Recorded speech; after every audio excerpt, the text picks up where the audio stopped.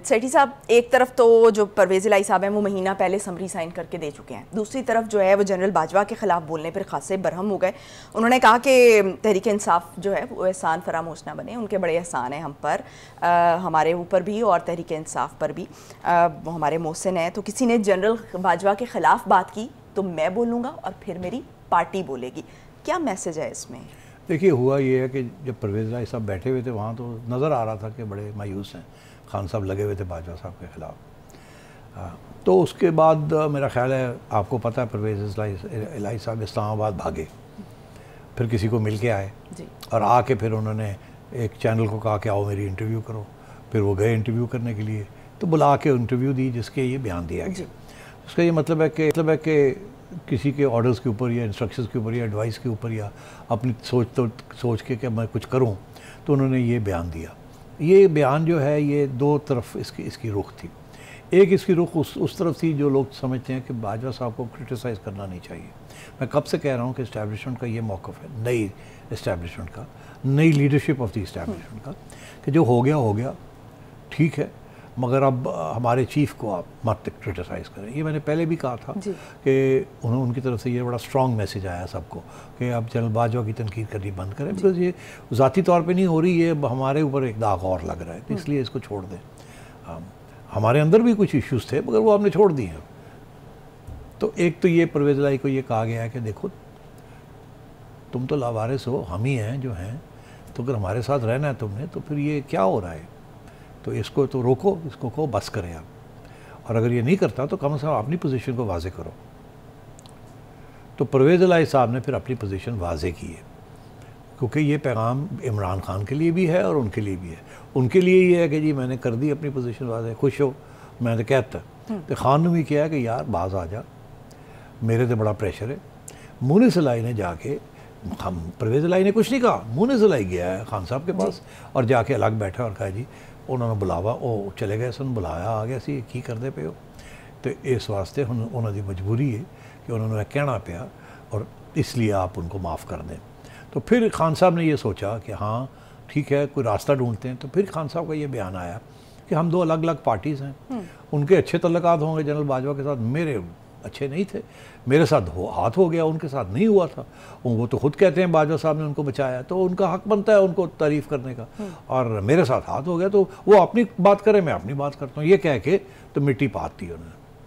तो परवेज़ इलाही भी बच गया और खान साहब भी, मतलब एक नाराज़गी का इजहार नहीं कर सकते हम, कभी उनकी अपनी पार्टी है, मेरी अपनी पार्टी है, मेरा अपना मौक़िफ़ है, उनका अपना मौक़िफ़ है, उनके साथ अच्छा हुआ, मेरे साथ बुरा हुआ, तो इसलिए इस बात कर दिया। इसका ये मतलब है कि परवेज़ इलाही साहब अब आगे से खान साहब के साथ नहीं बैठेंगे वहाँ जहाँ खान साहब ने जनरल बाजवा की बुराई करनी, मगर जनरल बाजवा की बुराई इमरान खान करते रहेंगे, उन्हें कोई एडवाइस की ज़रूरत नहीं है। इस पे अभी उनकी सियासत बेस करती है, उसकी सियासत बेस्ड है, एग्जैक्टली, वेल डन। इसलिए वो किसी की बात नहीं सुनेंगे, वो लगे रहेंगे इस बात। अच्छा सेठी साहब, एक सवाल मेरे जहन में आता है कि परवेज़ इलाही साहब ने ये तो जनरल बाजवा की तो ऑब्वियसली उन्होंने साइड लिया, उन्होंने कहा वो हमारे मोहसिन है, लेकिन जनरल फैज़ के ख़िलाफ़ थे, ये क्या वजह? मतलब हाँ, वो इसलिए because I think general Bajwa फिर भी इनको सपोर्ट कर रहे थे, मगर जनरल फैज़ जो थे वो उनका कोई और मौक़िफ़ था, इसलिए बुज़दार भी बैठा रहा, बिकॉज जनरल फैज़ जो थे वो इमरान खान की जो बात थी वो मानते थे और उसको सपोर्ट करते थे। और तो इसलिए मेरा ख़्याल है कि परवेज़ इलाही साहब को ज़्यादा घास नहीं डाला जनरल फैज़ ने, उनकी मदद नहीं की।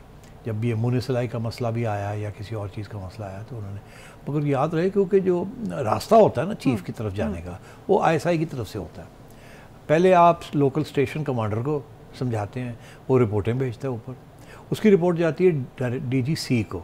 DGC is director general counter terrorism, नाम उसका काउंटर टेररिज्म है, बट एक्चुअली वो जो काम होता है वो पॉलिटिकल एनालिसिस एंड इम्प्लीमेंटेशन होता है।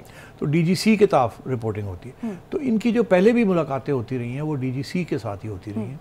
उस वक़्त के DGC वो थे जनरल फैज़, फिर जनरल फैज़ DG ISI बन गए, और जब वो DG ISI बन गए तो जनरल बाजवा ने यहाँ जो लाहौर के अंदर स्टेशन कमांडर थे जो कि जनरल फैज़ ने लगाए हुए थे, उन्होंने जनरल बाजवा ने उसको तब्दील करके किसी और स्टेशन कमांडर को लगा दिया जो कि डायरेक्ट रिपोर्ट कर रहे थे टू जनरल बाजवा। सही।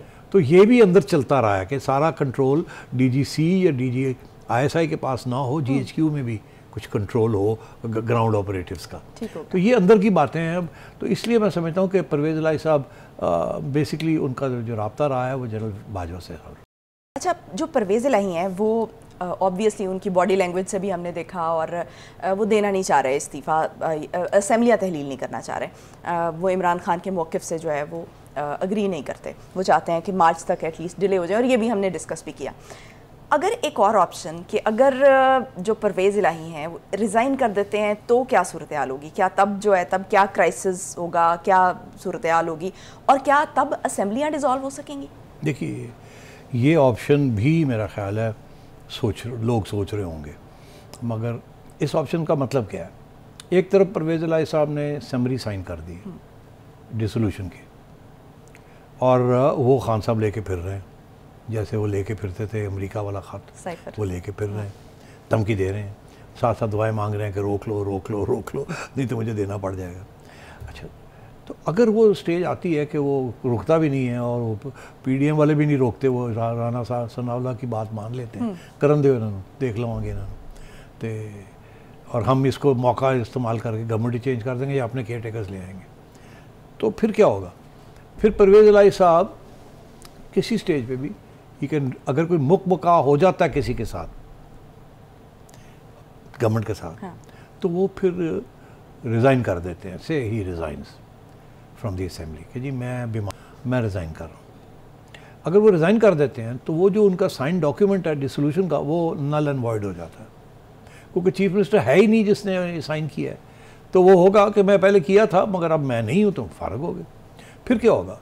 फिर डिसोल्यूशन नहीं हो सकती। फिर ये होगा कि हाउस को एक नया लीडर इलेक्ट करना पड़ेगा।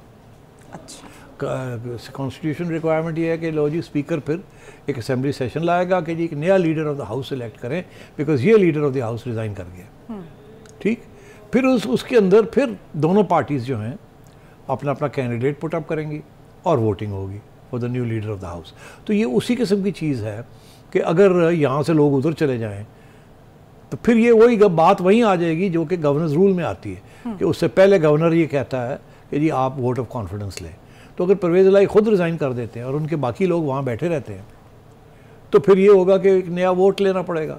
तो फिर वो जो सारे लोग हैं वो जहाँ चाहें चले जाएँ, वो PDM के साथ चले जाएँ, और परवेज़ इलाही साहब जो है वो खुद PDM में चले जाएँ, या वो बाहर बैठे रहें और कोई फैसला हो जाए कि क्यू लीग को कौन लीड करेगा, कौन नहीं करेगा, किसके साथ मियां नवाज शरीफ कंफर्टेबल हैं या नहीं कंफर्टेबल, या क्या रोल होगा। तो फिर एक नया ड्रामा ऑप्शन जो है, एक नया ऑप्शन खड़ा हो जाएगा। मगर ये नहीं करेंगे जब तक वो ऑप्शन पहले आपस में बैठ के PDM के साथ तय नहीं हो जाएगा। फिर ये रास्ता ढूंढेंगे क्या बेस्ट रास्ता है एक नई गवर्नमेंट चेंज करने का। क्या फ्लोर क्रॉसिंग हो, हम छोड़ के सारे आपके पास आ जाएं, या मैं रिज़ाइन कर देता हूँ और आप नई हुकूमत बना लें, मेरे लोग आपके साथ हैं। तो ये सारी चीज़ें ऑप्शंस के अंदर अगले 7 दिन के अंदर सारी डिस्कस हो रही हैं, और इनमें से एक ऑप्शन लिया जाएगा और पहले देखा जाएगा कि खान साहब किस हद तक जाने के लिए तैयार है। ठीक, इस वक्त एक ब्रेक का टाइम हो गया है, तो ब्रेक से वापस आकर जो है वो हम बात करेंगे कि कौमी असेंबलियों में इस्तीफ़ों की बात हो रही है और स्पीकर के सामने इकट्ठे पेश होने का जो है वो कहा गया है, जिस पर स्पीकर ने कहा है कि मैं तो नहीं मानूंगा, एक एक करके आप आएँ। इस पर मैं बात करना चाहूँगी। Stay tuned.